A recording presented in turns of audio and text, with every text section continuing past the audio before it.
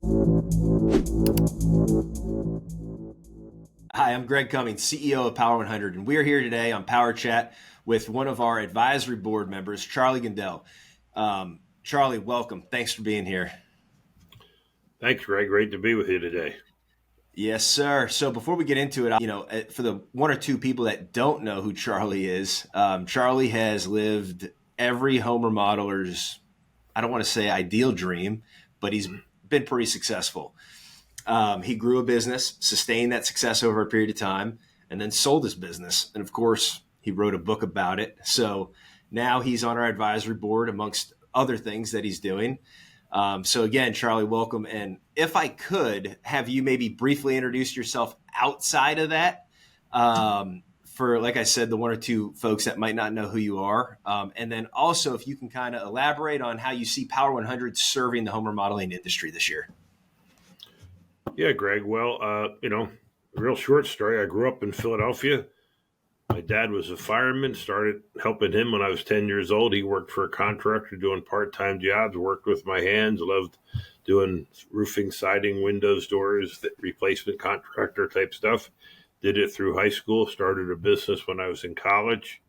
I did that for 3 years after college, went to work for Alcoa Building Products for 6 years, traveled around the country, saw an opportunity in Southern California to start an Alcoa roofing business, moved here in 1984, 40 years ago, started, I said, a roofing business. 5 years in, started a replacement window division. About 15 years in, phased out of the roofing business, focused on replacement windows and doors in Southern California, which was a relatively new market for that type of product. And in 2005, signed an agreement with Renewal by Andersen to become their Renewal by Andersen affiliate here in Orange County. 2014, we expanded to the whole LA metropolitan market. Beginning of 2019, Andersen bought the business back from me and we became a company on location. And I stayed on as a general manager for 3 years and I retired at the end of 21. So that's 40 years of experience. So from Pennsylvania to Southern California, what was that adjustment like? At how old? Well, how old were you when you did that? I moved out here when I was 29 years old and I just saw an opportunity. And I felt like there was a tremendous opportunity here. And sooner or later, somebody else was going to figure it out. But didn't want to be the second guy in. I wanted to be the first guy in. So just decided at that point in time, no guts, no glory, and moved from Ohio where I was living at the time.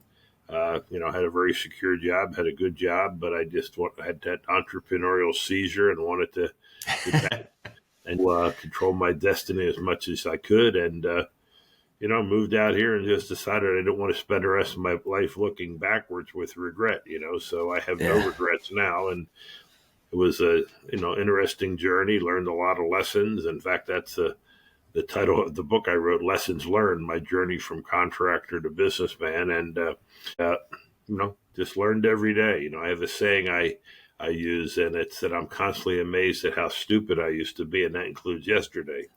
Because every day I feel like I learn. Every day I get smarter. Every day I get a little wiser. And, you do that day in and day out, week after week, month after month, year after year. Hopefully you figure some things out. And to me, I've had a lot of people that have helped me in my career. And, I can't help them, but I can pay it forward and try to help other people. So right now I spend a lot of my time, spare time, helping others, coaching, mentoring, doing things like that, and trying to help people take their business and their lives to, probably levels that they never thought possible. A lot of people get stuck at different levels and don't know how to really get to the next level. And, I realize, everybody tends to be in a comfort zone, right? No one wants to be uncomfortable. So everybody's in a comfort zone. But I also know that there's another more comfortable zone right around the corner from the one you're in. And when you get there, life's better. And, but a lot of people are afraid to leave the comfort zone they have now and take the risk to go to that new comfort zone.